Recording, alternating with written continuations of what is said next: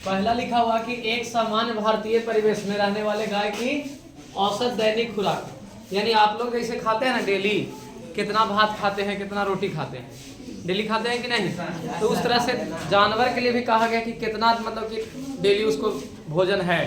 जैसे आपका बंधा हुआ कि नहीं कि डेली या तो 3 रोटी खाएंगे या फिर 5 रोटी खाएंगे, तो कोई कोई है 7 रोटी खाता है, कोई 8 खा लेता है।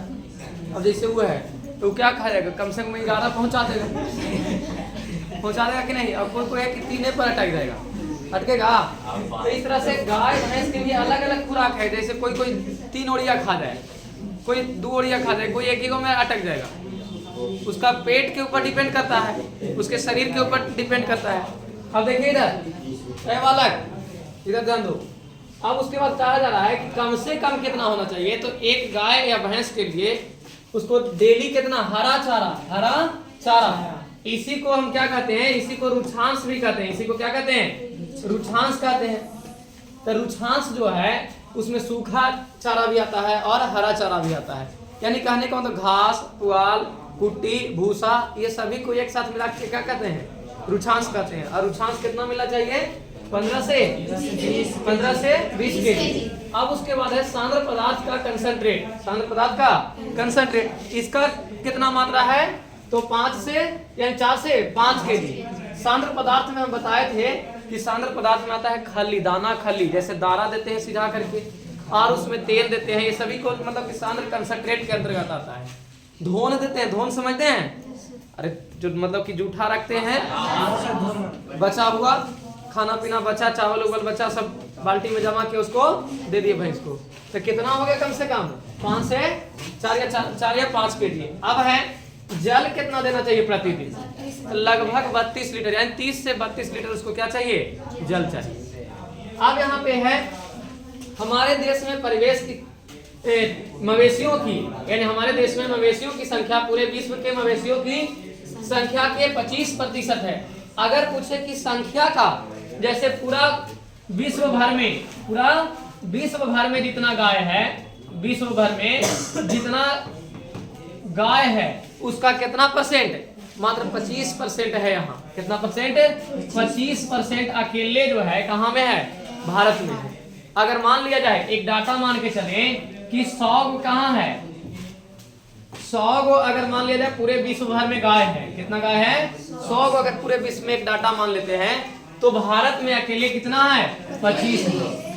समझ, भारत में अकेले कितना है, 25 गाय है। पूरे विश्व भर में अगर 100 गाय माना जाए तो भारत में 25 है। अगर दूध की बात किया जाए, गाय तो बहुत है, लेकिन दूध की बात किया जाए तो सिर्फ कितना परसेंट, 5%। पूरे विश्व में दूध का अनुपात जितना है उसका 5% दूध जो है भारत उत्पादन करता है।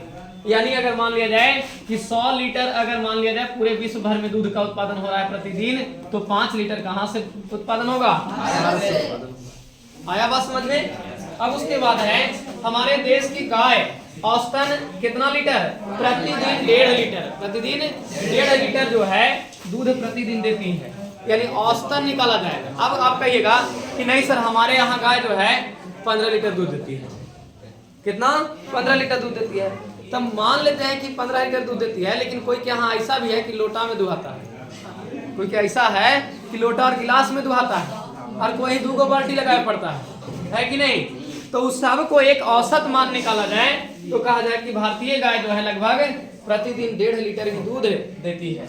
आगे विदेशी गाय लगभग कितना, तो 8 से 11 लीटर, 8 से 11 लीटर जो है दूध देती है। आगे देखेंगे कि विदेशी गाय 8 से 11 लीटर। अब उसके बाद है अगला क्या है कि दूध के औसत उत्पादन कम होने का कारण क्या है। आखिर दूध कम क्यों देता है, गाय भैंस है जो दूध कम काहे दे रही है, इसका कारण क्या है, क्या हो सकता है कारण, आप बताइए तो क्या हो सकता है। उसको भोजन अगर कम मिलेगा, भोजन कम मिलेगा, दाना खली कम मिलेगा, पानी कम मिलेगा, जब पौष्टिक आहार कम मिलेगा तो क्या मिलेगा, उसको दूध कम होगा कि नहीं। जैसे निम्न स्तर का आहार जो भोजन दे रहे हैं उसको, वो भोजन एकदम निम्न स्तर का है, सूखले भूसा दे रहे हैं, सूखले भूसा दे रहे हैं। अब बताइए सूखले भूसा दीजिएगा तो कितना दूध देगा जी, बहुत ज्यादा दूध देगा।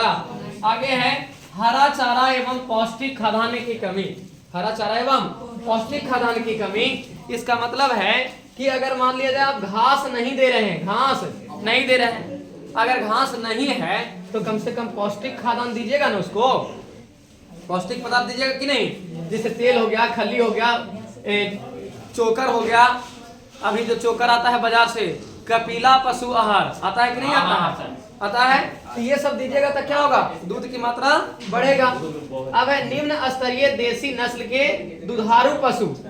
अब एक जरूरी नहीं है, अब ले आइएगा पहाड़ी गाय और कहिए कि उसमें से 10 लीटर 15 लीटर दूध निकले, ऐसा हो सकता है? नहीं हो सकता है। गाय का नस्ल भी तो अच्छा होना चाहिए। जैसे आपके पास अगर जर्सी है, साहिवाल है, हल्स्टन फ्रीसियन बताए थे ना, गाय का बहुत सा नस्ल बताए थे, तो ये सब गाय का नस्ल जो है उच्च नस्ल के अगर गाय लाइएगा तभी दूध ज्यादा होगा। देहाती निम्न नस्ल के लिए आए तो कितना दूध देगा, बहुत ज्यादा दूध नहीं देगा। अब है उन्नत नस्लों के दुधारू पशुओं का अभाव, उन्नत नस्ल के दुधारू पशु का अभाव, उन्नत नस्ल के नहीं होने के चलते दूध क्या होता है, कम होता है। आगे है चारा के प्रमुख किस्म क्या है, ए बालक देखो, चारा के प्रमुख किस्म क्या है, तो एक होता है नेपियर, नेपियर को ही कहते हैं हाथी घास, क्या कहते हैं, हाथी घास।